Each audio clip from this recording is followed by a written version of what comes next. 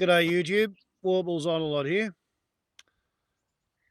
Those of you who have been paying attention to the international news will be aware that today's big news on the aviation scene, on the aircraft preservation scene, on the airshow scene, is that at a place called Shoreham in West Sussex in England, there was an airshow, and at the airshow there was a routine involving several old aeroplanes. One of them was a British 1950s vintage Hawker Hunter T Mark 7.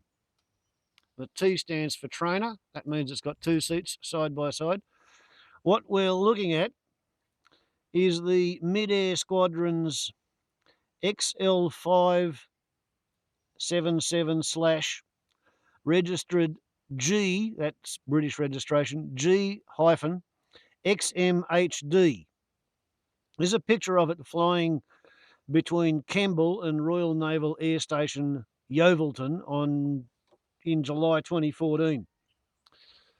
I put this up there because there are not that many two-seat Hawker Hunters in Britain. I know one of the other ones is a Mark 8 or a T Mark 8, and it operates with a HHA, the Hawker Hunter Association. So I think this is pretty much what it was that crashed at Shoreham. Now, I've watched half a dozen, maybe a dozen different YouTube versions that have been sewn together of the crash. There's one view that shows it with a pretty good lens from a very long way off. And it's fairly clear that the person flying the aircraft started the loop slightly too slow and definitely too low. Pulled up into the loop, and as they were coming over the top, they realised their predicament, and they've pulled the stick too hard on the way down. Possibly they've even added power on the way down. And if you add power on the way down while you're in a loop, all you do is you increase the radius of the loop. So if they added power on the way down, that was a really dumb idea. You're supposed to actually get your nose above the horizon before adding power.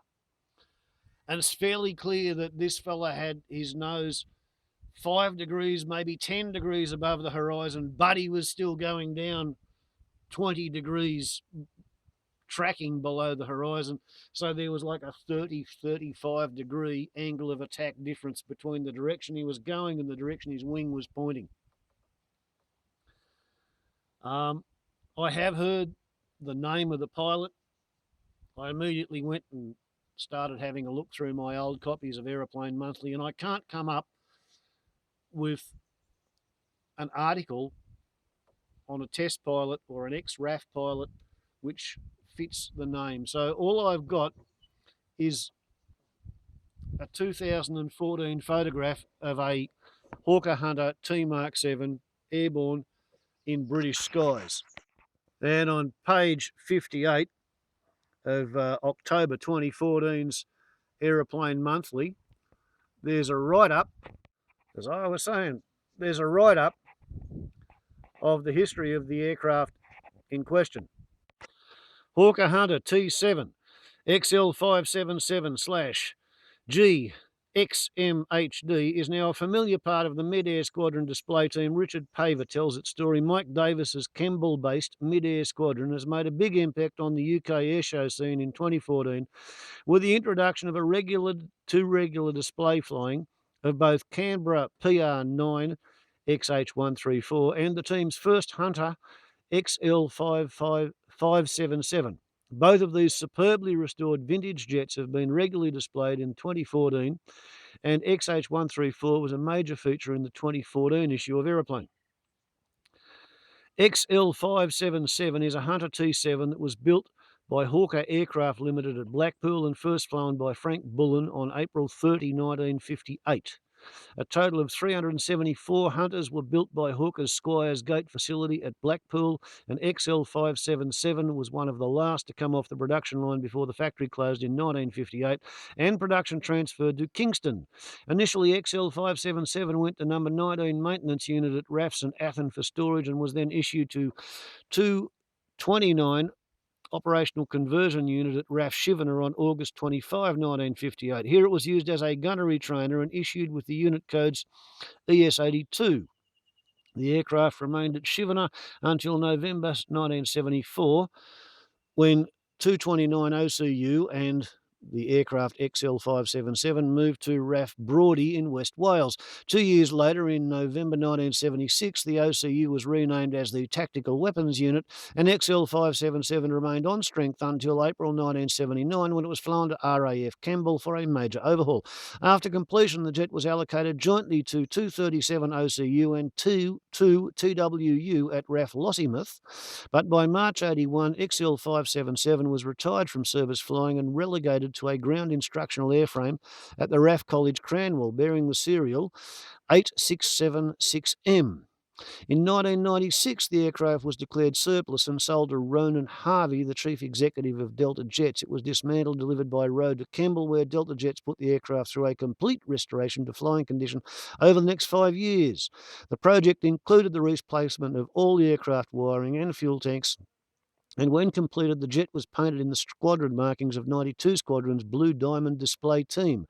Although the scheme depicted XL571 when it was in use by the team in 1962, it retained its authentic serial as XL577.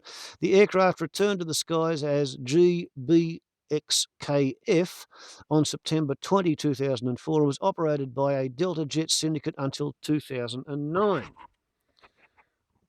Have a look at a couple of different pictures. Where are we? The organisation closed its operations in 2011, and XL577 spent a period in external storage at Campbell until Mike Davis's mid-air squadron acquired it with the intent to complete a major overhaul and restoration to flight status.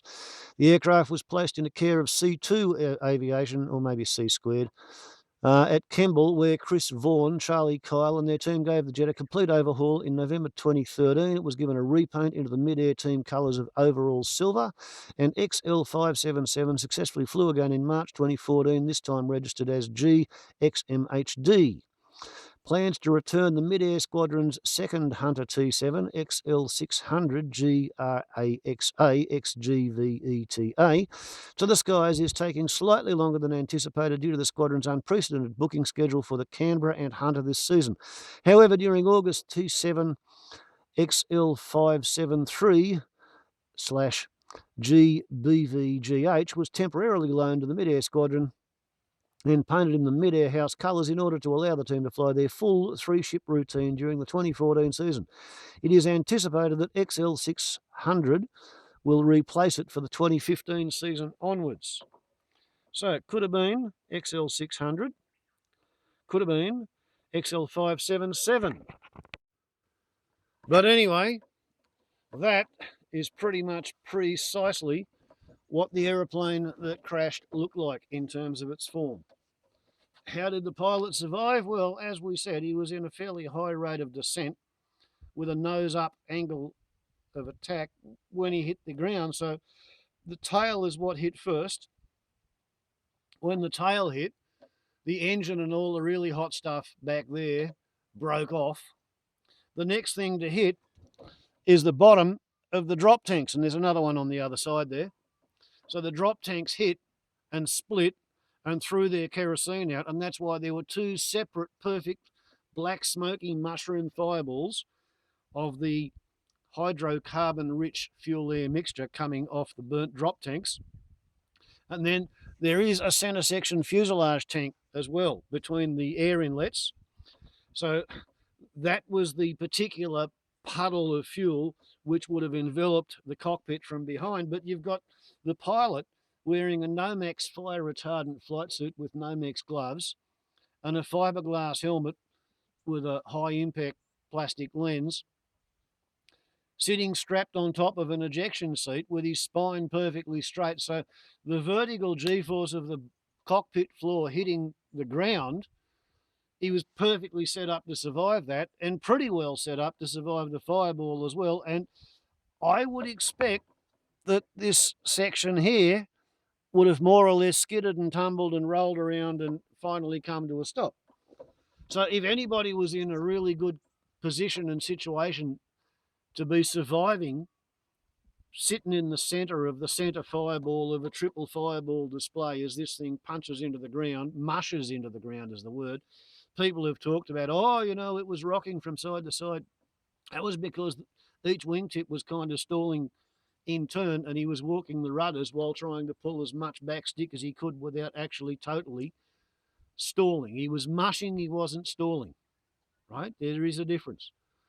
In this case, not enough to matter. The people who really copped it hard, really, truly, totally copped it hard, were the people who were sitting in a traffic jam on the motorway. Because 1 minute they're sitting there, doop-de-doop-de-doop-de-doo, and the next minute there's a jet fighter crashing and dumping hundreds of gallons of burning kerosene like fucking napalm across the motorway. He hit 4 vehicles. There are 7 people dead and 14 in hospital. And I think that's on top of the pilot, who's also critically hurt because he was sitting in his perfect situation to survive even such an impact. I guess that's what happens when you start playing biggles with jet fighters and showing off how much fun they are to do low-level aerobatics at the airshow for the crowds who are paying tickets to get in the gate to see something exciting and something which is certified to be safe. And recently in Britain, there's been a huge amount of talk about how their airworthiness regulations and their operating restrictions have been greatly relaxed because it used to be almost impossible to legally fly and insure and certificate ex-military aircraft for the use on the airshow circuit. And it's all just recently been relaxed. It'll be very interesting to see what kind of a political knee-jerk reaction there is to a civilian-owned, civilian-operated ex-RAF 1950s vintage jet fighter suddenly causing more casualties, more dead English civilians than all the alleged terrorist attacks in the last 5 years. Right? 7 dead and 14 in hospital, killed by an English jet fighter trainer being looped at ground level for the benefit of an airshow crowd because a bunch of people can't get it out of their head that these things are no longer fit to be operated by the military. That's why the military stopped operating them. There's no strategic, tactical military reason to operate them. And even if you did spend the best 30 years of your youth learning to maintain and operate and fly them, it doesn't mean that it's a good idea to keep doing it. It really doesn't. If this peanut had been flying around in a full-sized replica of a Sopwith Camel, he would have bounced off the first car he hit. The reason he caused such a calamity was the hundreds of gallons of kerosene in there to feed the turbojet engine. See, the faster it goes and the more power it's got, the more hydrocarbon energy you've got to have on board. And the faster you're going with the more hydrocarbon energy and the more hot parts, the more destruction you can cause. If this bloke was an ex-Air Force pilot who'd been flying in combat, one wonders whether he'd ever killed as many people in one mission as he did on this one. Warbles on a lot to YouTube. Ciao.